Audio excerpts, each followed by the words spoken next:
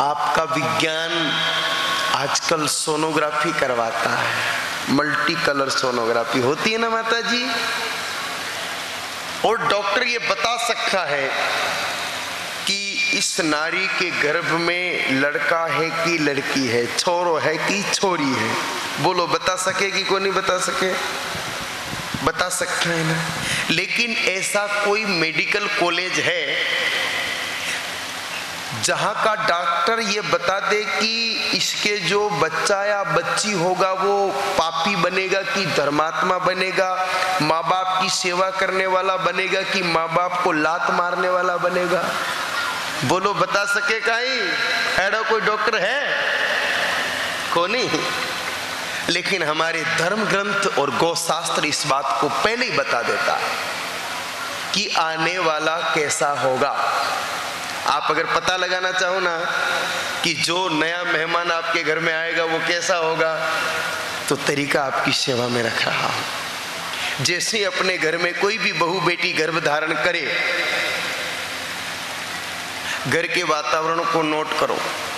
अगर घर में सब कुछ बढ़िया बढ़िया चोखो चोखो होवन लागे, की नौकरी लग जावे, की सगाई हो जावे, की कोई ब्याह हो जावे, फसोड़ा अटकोड़ा पैसा लौट आवे, काम धंधो चोखो चालन लागे, सब घरवाला के मुंडा पे चोखो चोखो प्रसन्नता को वातावरण महसूस होने लागे,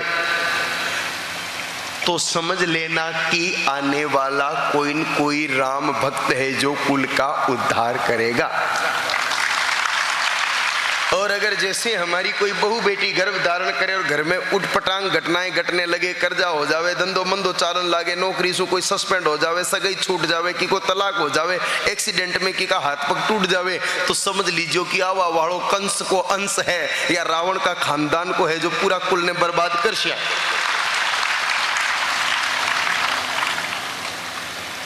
अब पता चल गया तो इलाज भी होना चाहिए। अगर पहले ही जानकारी हो गई कि आने वाला खतरनाक है तो फिर इलाज क्या? इलाज है मेरे भाई बहनों, शास्त्रों में इसका इलाज लिखा है कि माँ जन्म देने के बाद बच्चे को बदल सके न सके, लेकिन गर्भ में बैठे रावण को राम बनाने की ताकत भगवती गौमाता में है। इसके लिए क्या करना पड़ेगा? इसके लिए गर्भ के भीतर ही बच्चे को संस्कारित करना पड़ेगा। जो काम दुनिया के बड़े बड़े साधु संत गर्भ के बाहर बच्चे के जन्म लेने के बाद प्रयास करके भी बच्चे में बदलाव नहीं ला सकते, वो काम माँ बच्चा जब गर्भ में है तब कर सकती है। जो नारी सुबह उठ करके स्नान करके भगवती गाय माता की 7 या 9 परिक्रमा करे, परिक्रमा में बहुत शक्ति होती है। आप मंदिर जाते हो तो परिक्रमा करते हो कि नहीं करते हो? करते हो ना।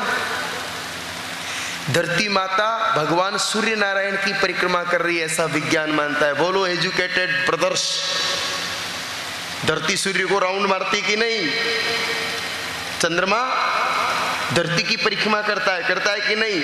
एक छोटे से परमाणु के केंद्र के चारों तरफ भी इलेक्ट्रॉन घूमते हैं कि नहीं घूमते हैं? सारी सृष्टि परिक्रमा से ही टिकी हुई है। परिक्रमा में बहुत शक्ति होती है। गाय माता में सकल देवता है, सर्वे देवा गवा मंगे, 33 कोटि देवी देवता भगवती गौ माता के पवित्र तन में निवास करते हैं। जब कोई स्त्री के गर्भ में बच्चा हो और वो स्त्री अगर 7 या 9 परिक्रमा गौ माता की करे, तो उस परिक्रमा के प्रभाव से उन दिव्य देवताओं की दिव्य सतोगुणी शक्तियां गर्भ में बैठे बच्चे को प्राप्त होती है। उसी के प्रभाव से बच्चा सतोगुणी होकर के बुढ़ापे में माँ बाप की सेवा करने वाला होता है। आजकल माँ बाप कहते हैं कि हमने तो हमारे माँ बाप की बहुत सेवा की, पर आजकल के बाल बच्चे माता पिता की सेवा नहीं करते।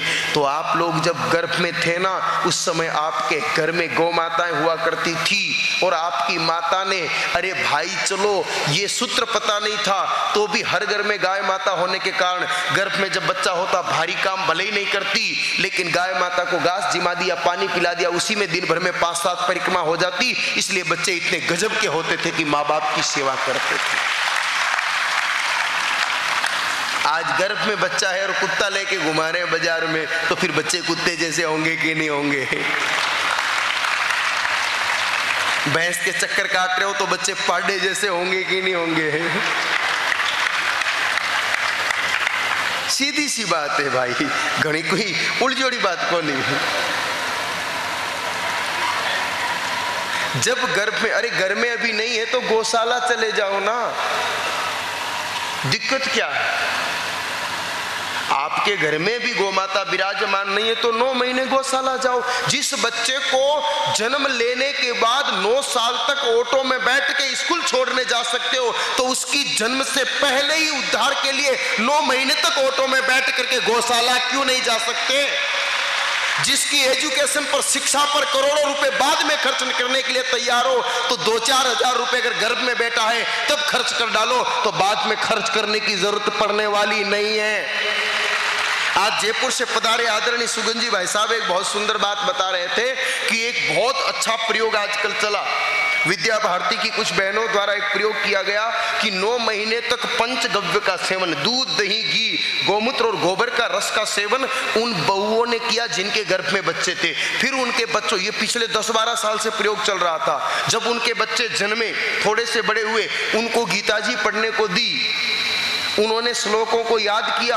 जो बड़ा आदमी, होशियार आदमी, एजुकेटेड आदमी 50-50 बार पढ़ करके उन श्लोकों का उच्चारण नहीं कर सकता, उन श्लोकों को 2-5 बार दोहराया, और जब गीता जी वापस लेकर के उन बच्चों को बोला कि भाई पहले अध्याय का 4था श्लोक बोल दे, तो धड़ाधड़ उन्होंने बोल करके बता दिया।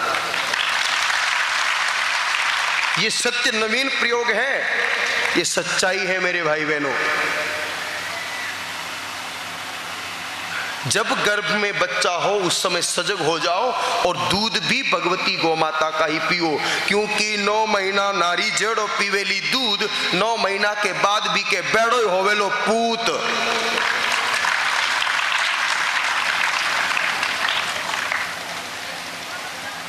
गाय माता का दूध पीने पर पुत्र बछड़े जैसा होगा। बछड़े और गाय माता में कितना प्रेम होता है ये आपको पता है, मैंने पहले संकेत में बताया भी था। लेकिन भैंस और पाडे में प्रेम नहीं होता है, तनिक भी प्रेम नहीं होता है। तो गाय माता को दूध 9 महीना तक पियोला तो टाबर बछड़ा जड़ो होवेला, जो था के पाछे पाछे फरेला, और 9 महीने तक दूध अगर भैंस का पिया तो बच्चा 100% पाडे जैसा होगा, वो आपकी कदापि सेवा नहीं करेगा। इसलिए 100 रुपया लीटर भी मिले, लेकिन दूध देसी, अरे आपके तो 80 रुपया लीटर में अठे डेयरी वाला व्यवस्था कर रहा है देसी गाय माता की। मैं तो निवेदन करता हूं कि 100 रुपया किलो भी अगर देसी गाय को दूध मिले तो सस्तो जान दो, क्योंकि 1 लीटर देसी गाय माता के दूध में लगभग 90 रुपया को तो सोनो पाया करे। अच्छा थई बताओ, दूध को रंग, भैंस का दूध को रंग कड़ो होया करे सफेद, और देसी गाय माता को दूध को रंग कड़ो होया करे पीलो। कोई भैंस ने थे हल्दी खिलाया करो काई, केसर खिलाओ काई, नहीं खिलाओ नहीं।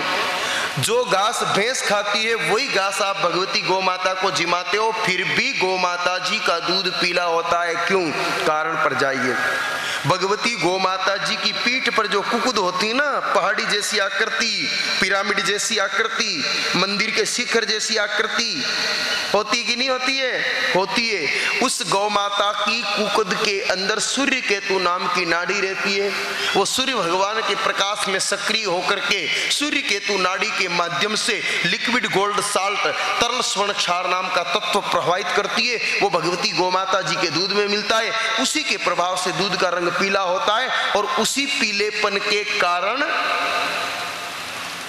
बच्चे में दिव्यता आती। वो 90 रुपए का तो सोना सोना ही है, तो दूध को मुफ्त को हो गयो। आयुर्वेद के अंदर विशेष बीमारियों में स्वर्ण भस्म दी जाती है। भस्म को पचाने में बड़ी शक्ति लगानी पड़ती है शरीर को, लेकिन गौ माता के दूध में जो लिक्विड गोल्ड साल्ट है वो तुरंत पचता है। और गौ माता का दूध जब माँ पीती है तो उसके शरीर में हीमोग्लोबिन की कमी भी नहीं रहती है। आजकल देखना सज्जनों, ज्यादातर माताएं जब गर्भ धारण करती है तो डॉक्टर जी के पास ले जाते हैं। डॉक्टर जी के पास ले जाते हैं तो डॉक्टर जी सबसे पहले HB ही चेक करते हैं, हीमोग्लोबिन, खून का लेवल क्या है। गर्भावस्था में माताओं का खून का हीमोग्लोबिन का लेवल चाहिए 14 ग्राम 16 ग्राम, लेकिन आजकल मिलता है 7 ग्राम 8 ग्राम। क्यों? क्योंकि गाय माता का दूध तो मिलता नहीं, भैंस का दूध पीने से हीमोग्लोबिन बढ़ता नहीं। अब हीमोग्लोबिन डाउन होगा तो डॉक्टर देगा उसको हीमोग्लोबिन बढ़ाने की दवाई। डेक्सोरेंज, आर्बिटोन नाम की जो दवाइयां मिलती है बाजार में, इस प्रकार की दवाइयां जो कत्ल खाने में गौमाताओं की हत्या के बाद जो खून खरीदा जाता है उसी के तत्वों को निकाल करके ये दवाइयां बनती है। अब सोचो, पेट में टाबर पड़ रही हो और आप गाय माता के खून से बनी दवाई पीवोला तो टाबर राम जी जोड़ो होवेला कहीं, वो तो राक्षसी जन्मेला। जी पेट में ही गाय माता को खून पी लियो, वो बड़ो होन था, सबको खून चूसे तो कोई बहुत बड़ी बात होने वाली को नहीं। इसलिए कितना भी महंगा मिले मेरे भाइयों और मेरी माताओं, देसी गाय माता का, वैसे तो जीवन भर ही देसी गाय माता का दूध पीना चाहिए। भैंस के दूध में कई प्रकार के नुकसान करने वाले तत्व है। जर्सी के दूध में तो साक्षात जहर ही है। देसी गाय माता का दूध यूं तो नियमित रूप से कम पियो, एक लोटो भरनी मिले तो आधो कप ही पियो, लेकिन देसी गाय माता का दूध ही पियो। और गर्भावस्था में तो विशेष रूप से देसी गाय माता का दूध ही पीना चाहिए। तो जो नारी उत्तम संतान चाहती है वो प्रातः उठ करके गौमाता को प्रणाम करके उनकी परिक्रमा करे और भगवती गौमाता जी के दूध का सेवन करे, केसर डाल करके सेवन करे। बच्चा बुद्धिमान भी होगा और बच्चा माता पिता की सेवा करने वाला भी होगा। अगर विधिवत रूप से, एक सूत्र और भी बताया है महापुरुषों ने, 9 महीने तक पंचगव्य, दूध, दही, घी, गोबर और गौमूत्र, इन 5 चीजों से मिलकर के पंचगव्य बनता है। अगर नियमित रूप से 9 महीने तक कोई माई पंचगव्य का प्राशन करती है, पंचगव्य का सेवन करती है, तो इस कॉकरोच से डरने वाले बच्चे पैदा होने वाले जमाने में भी शिवाजी और महाराणा प्रताप को पैदा किया जा सकता है। मैं देखता हूं, अगर कहीं 2-4 नौजवान बैठे हो ना आधुनिक, और एक कॉकरोच आ जाए तो आउच ऊच करते हुए उछलते हैं जैसे कोई स्प्रिंग लग गई हो उनको पैरों में, चूहे से डरने लग गए। क्यों? क्योंकि गौ माता के दूध में भय मुक्तता की शक्ति है।